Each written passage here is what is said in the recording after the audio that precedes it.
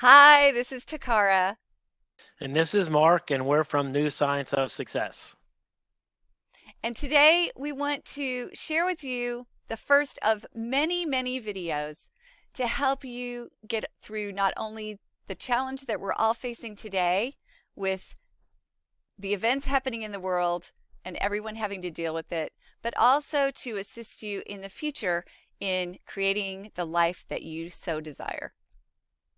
And we're going to be talking about the stages of grief, and that focus will be on the grief of losing life, the normal life that we've come to know, and the new reality we're facing with the coronavirus. There's a lot of change going on.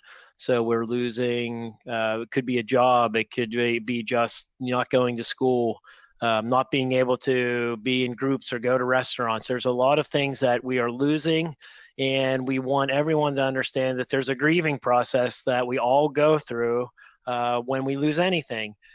And what's really important here, amongst your family and friends, everyone's going through this grieving process, but we may not and probably are not at the same stages.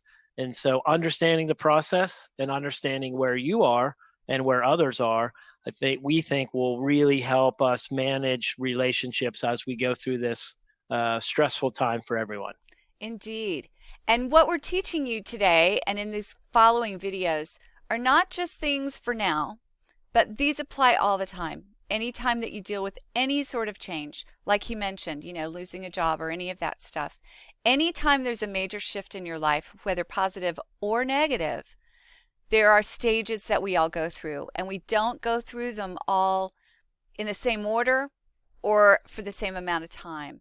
So, what we thought we'd do today is just introduce you to some of these ideas and then in later videos go more in depth in each of the different sections. But what I want to show you is a little, um, ah! what I want to show you is this little poster I made that talks about this process, okay? So it's officially called the mourning process, all right? And it starts with some sort of event where you lose something that you hold dear, or there's a major change in your life. And then there's this whole series of emotions that everyone goes through in various orders. And so we just thought we would talk about that. So one of the things we'll talk about is this sense of loss and change. Mark already mentioned how, we're losing freedoms. We used to be able to just jump in the car and go see anything we wanted to. Heck, you could get on a plane and go to a country. Well, now there's a lot of countries that are like, no, you can't come visit us right now. In fact, I've got friends stuck in Australia right now who cannot get a flight home, and Australia is closing their doors for 6 months or something. So they don't know what they're going to do. They may be stuck there the whole time.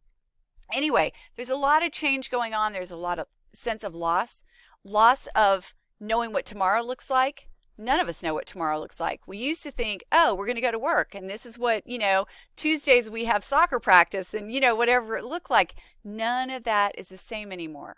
So when you have a major shift like that, there's these stages. The first one that most people go through initially is denial. And denial just means that you just haven't accepted the fact that that the change is really happening. So lots of people are having these situations where they're not actually following all the rules that people are setting up for us.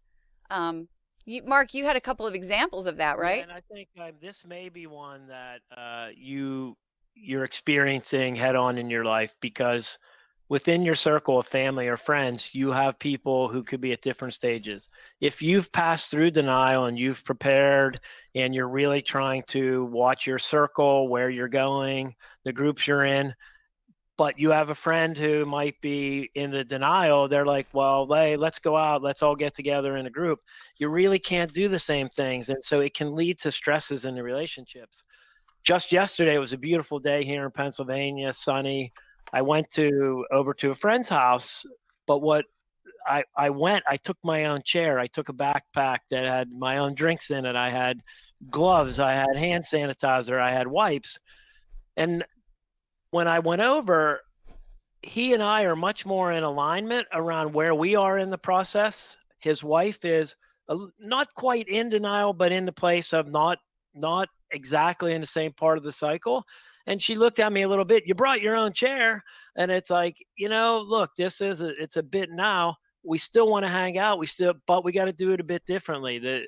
In a day gone by, I'd have just went over. I wouldn't have thought anything of it. And just that process of going to see this friend, it wasn't the normal process. Okay, well, I had to pack that bag. I had to do things. And, just 2 weeks ago, I would have just jumped in the car and went over. So we all have these kind of things. We all have to realize that the precautions like that I'm taking may not be what someone else is taking. And these worlds they'll come into conflict. But we don't have to have it be a negative conflict. We can just, if we understand that, hey, I'm at one stage, someone else is at another stage, and we meet it with understanding and love, we can get through these things without there being a massive kind of disconnect, fight, breakup, right? Because these being at different parts and different stages here can really lead to stresses. And Takara and I really want to help bring this information up, because you don't want to lose a long-term relationship over something that's just a misunderstanding, that we took something personally, or someone else may have taken something personally. Right. So we're trying to provide that information so you can be on the high road. You can be the one that says, okay, if you see something that's getting a little bit, tense, and you can understand where things are, just chill and kind of let it roll and let it come back to it. But main thing is to be understanding, Exactly. and that doesn't mean just with someone else, but also with yourself. Indeed. And that's the thing. I mean, part of understanding, as he was mentioning, it's about de-stressing the situation, right? Because a lot of people are feeling a lot of stress. What happens when you're stressed? It affects your immune system. Under the circumstances, that's a really bad thing, right? We need to be improving our immune systems. We need to be taking extra good care of them at the moment.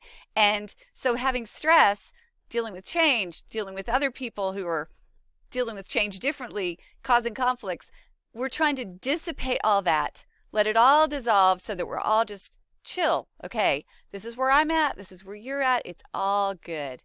So that's, speaking of understanding these other things, what I want to do today with this little video is just explain these other little areas, and then we'll go into them deeper in further videos that we do in a little bit. So one of the things that often happen when somebody's done with denial, they immediately go into one of these other three things, okay? One of the things a person can do after denial is get really angry. They're angry at the government, they're angry at their spouse, they're angry at their children, they're just angry. And it's nothing anybody's doing. It's just how they are currently handling the stress and strain of the change, right? Because you kind of feel like you're out of control, right? We like to have our life work the way we like it to work. And when it goes a different way, sometimes there's anger involved, right?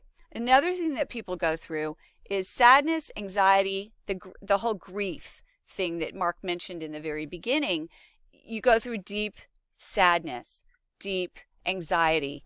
What's going to happen? There's a lot of fear that comes up, and people are afraid. That again is terrible for the immune system. So we have to try to dissipate that. And if you're in tears, if you're anxious, if you're afraid, just be gentle with yourself and realize it's just a natural response to what's happening, and you'll get through it. You'll move through it, and you'll go to a different level. Then also there's this thing called bargaining, okay? And bargaining, I'll explain it.